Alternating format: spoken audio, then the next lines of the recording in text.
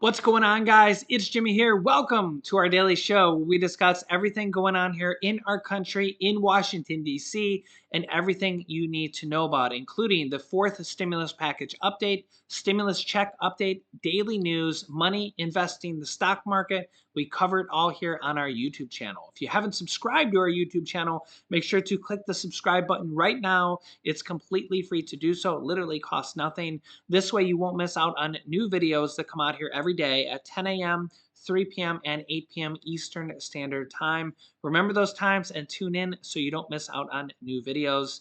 You guys are amazing. Also, don't forget to hit the like button for us. Thanks so much. We got a lot to cover here today. First, let's start with Democratic Senator Sherrod Brown from Ohio, who has a lot to say at the Fed Chairman Committee, where they are going to be voting on who is going to be heading the Federal Reserve chairman position, where Democrats are slamming the Republicans because all the Republicans did not show up to vote. And the Republicans have been criticizing the Democrats for weeks now over inflation. And the Fed is the number one tool, or one of the top tools to curb inflation. But when it comes time to vote on who's going to be the head of the Fed, the Republicans didn't show up to vote, even though the current head of the Federal Reserve, Jerome Powell, was appointed by former President Donald Trump. The Republicans didn't even show up to vote. Here's what the current chairman of the board there had to say, Sherrod Brown, Democratic senator from Ohio. This is interesting. Check this out.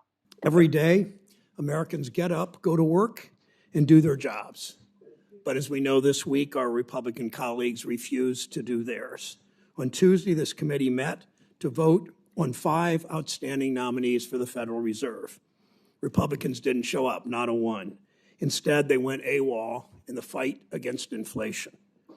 At this pivotal moment in our economic recovery, everyone understands we need a full Federal Reserve Board. It would be the first time in nearly a decade where all 7 confirmed members sat at the Fed to help tackle inflation. Republicans have no solutions, only political stunts. Americans don't want more political theatrics. They want actions and solutions to bring down costs.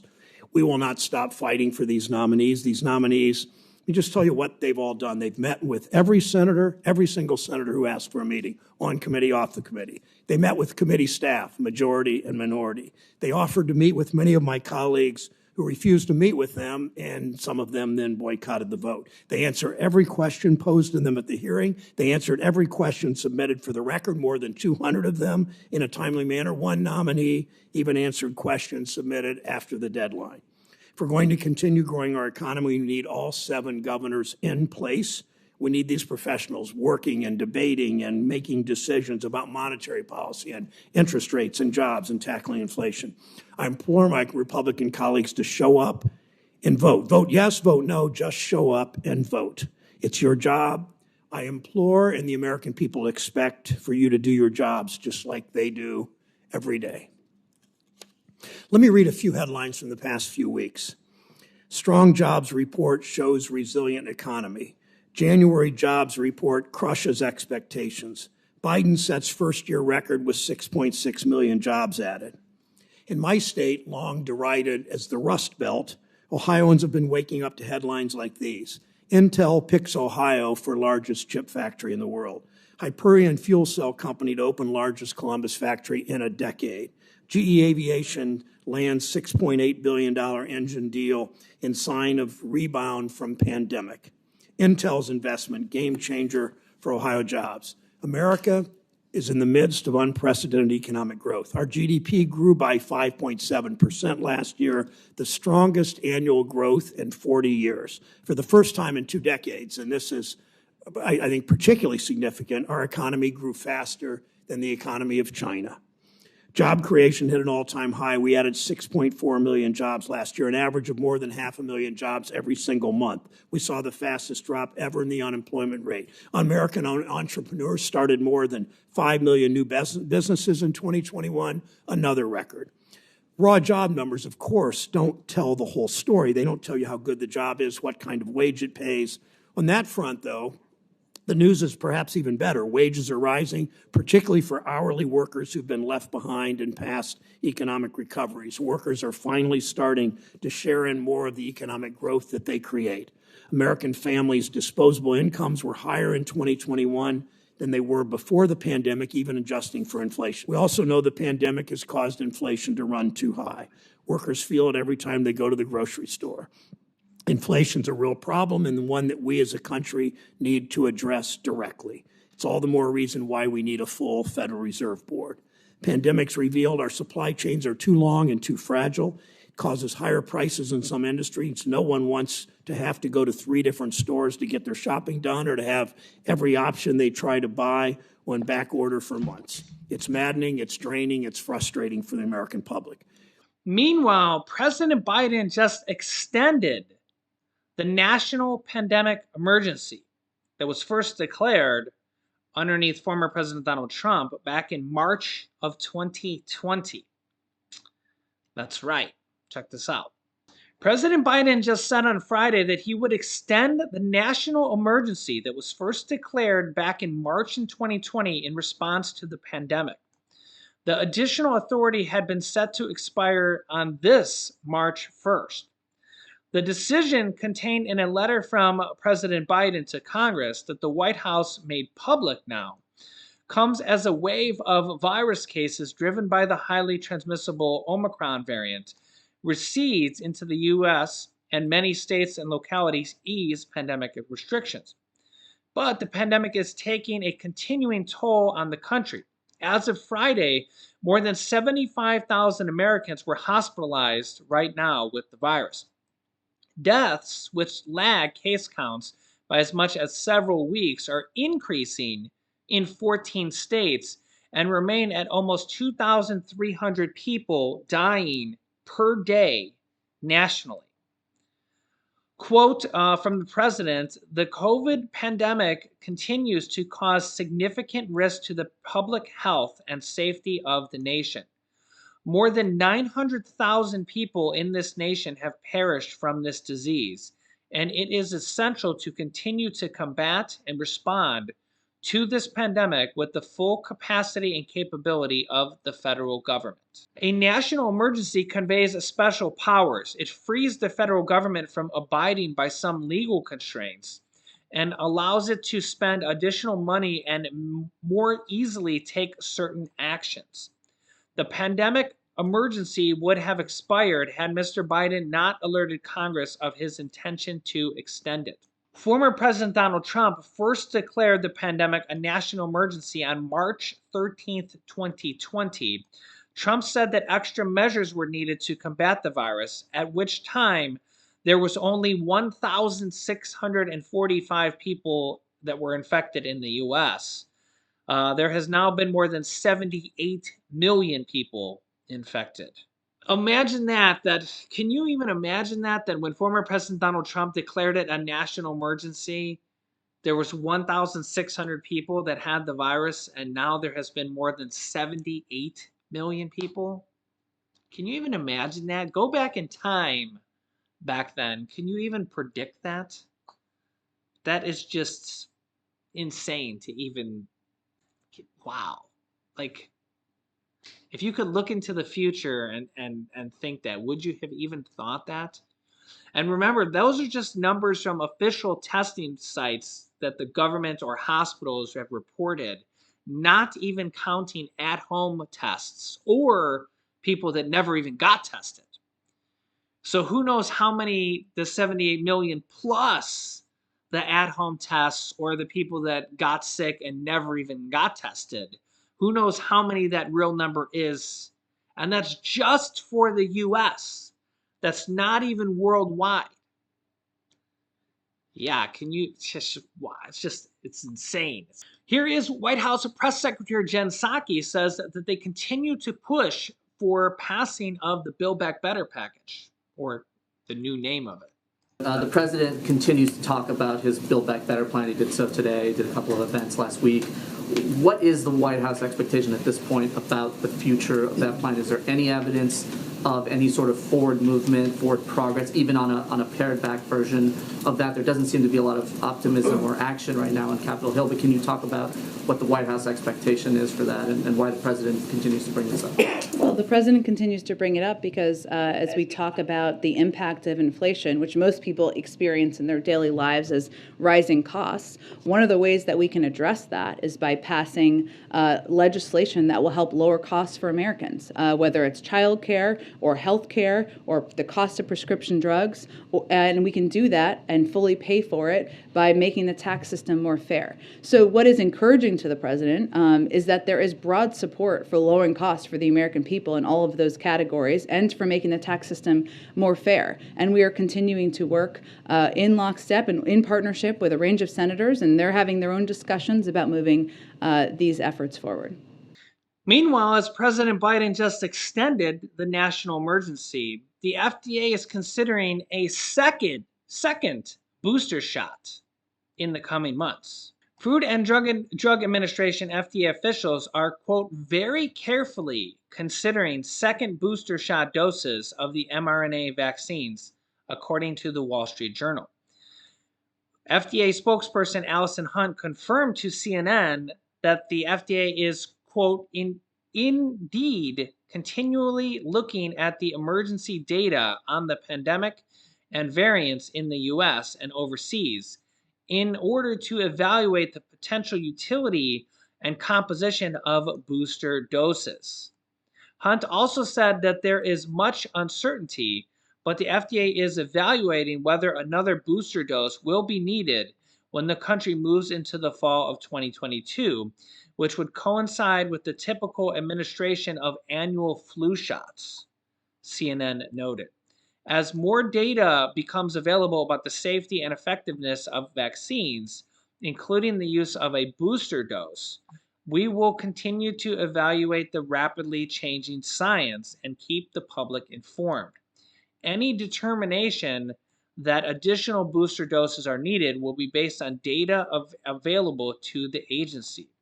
If the FDA does approve another booster dose, it would then face approval by the CDC, the Center for Disease Control and Prevention. Yeah, so the question here is, as the cases are coming down from the Omicron variant, will there be another variant that spikes up, or will the Omicron variant 2.0 called BA.2, which is said to be more infectious or more contagious than the original Omicron variant, that's already here in the US, will that become the dominant variant like it did in South Africa? And if so, will we see a big spike in cases because of that? Yeah, you can see here, new cases we're still averaging right now about 110,000 on the 7-day average right now. But you can see the decline is come down a lot here.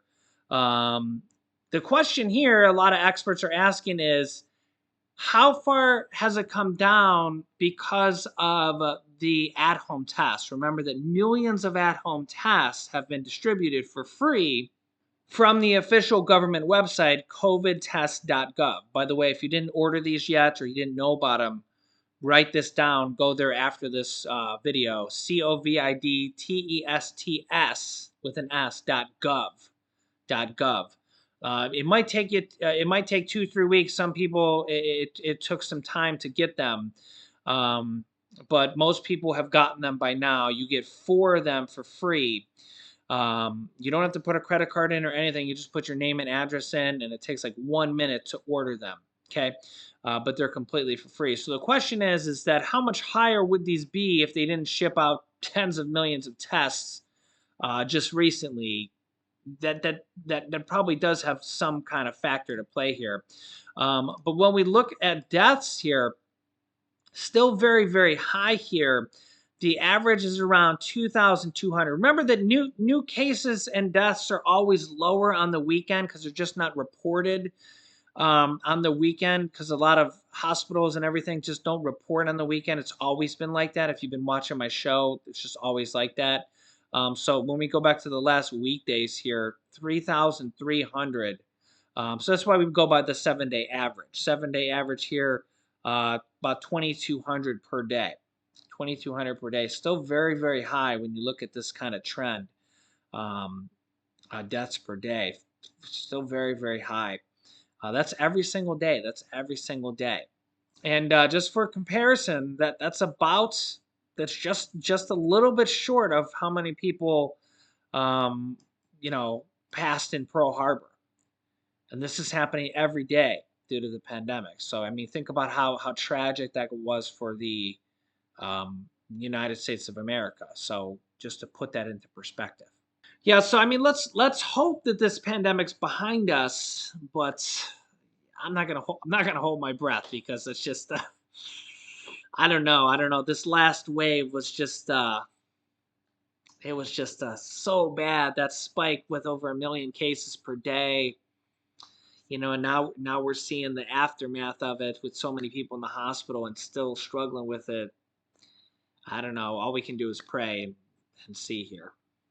And in today's episode of You Can't Make This Stuff Up, yeah, so there was a couple days here that the U.S. actually stopped importing avocados from Mexico. And apparently, about 90% of our avocados come from Mexico. And yeah, apparently the the avocados that get imported from Mexico, apparently it's kind of a little bit of maybe a shady business there. You can see here on Sunday, the U.S. suspended avocado imports from Mexico after an American plant safety inspector received a threat on his official cell phone. The inspector received the threat after he refused to allow a shipment of avocado due to safety concerns. Salazar did not detail what changed, but said Mexico will be enacting measures to keep U.S. inspectors safe. So apparently, this inspector wouldn't allow these avocados to come in, and then I don't know, like the cartel or somebody from the avocado ring from Mexico, whoever's dealing with these avocados, threatened this inspector, and the United States literally shut down all avocado imports. And they said, no, no, no, we're not playing that game. They literally shut down all avocado imports for the whole country of Mexico. Wow. I was just absolutely shocked to hear that news. So basically, the United States says, we're not playing that game. You're not going to threaten our inspectors. If you do that, we're not going to import anything from you in regards to avocados. Or if you do that for anything in regards to anything, we'll just shut everything down and we'll import it from somewhere else for the time being. I thought that was very interesting and probably the right move, right? Because I mean, you know how it can get, right? You start when you start to get into shady business, right? And you have government officials fearing for their lives, and you deal with the cartels and stuff like that, right? So this inspector did the right thing, and he reported it to the U.S. government. I mean, he's from the government, but he reported it to his higher ups, and they shut down all the imports of avocados. So that's a risky business, but let me know your thoughts on that. So apparently, avocado aficionados were worried that they might not be getting their guacamole, but they've now. If you have the restaurant Chipotle in your area, we have it in Ohio. It's an amazing restaurant. It's kind of like a chain restaurant where you can get burritos and guacamole. It's not in all parts of the country, but it's amazing. They have like the best burritos ever. If you ever get a chance to go there, absolutely amazing. And nothing's frozen there. They don't even have freezers. Everything's fresh. Absolutely. If you ever see it, or if you don't have it in your state, or if you've never been there, go there. It's amazing. But yeah, so they're re-importing guacamole now, or avocados. But yeah, I thought that was an interesting story because crazy to think that one threat like that can shut down all imports of avocados for the whole country, or 90% for the whole country, all of them come in from Mexico. Do you think that was the right move? I do. I do, because it sends a message saying you can't be doing that to our government officials. And if you do it again, now you know what's going to happen. Yeah, so let me know your thoughts here in the comments. I kind of like bringing up these kind of you can't make these things up, can't make this stuff up stories, kind of interesting stories that I come across here. So let me know your thoughts here in the comments. I'll keep you up to date here with everything going on here in our country and stimulus news, everything you need to know about. So make sure to subscribe down below if you haven't yet. It's completely free to do so. New videos come out here every day at 10 a.m., 3 p.m., and 8 p.m. Eastern Standard Time. Subscribing is completely free to do so. It just makes it so you won't miss out on new videos. You can click here to watch my newest video next. Thanks for watching, guys, and I will see you in the next video.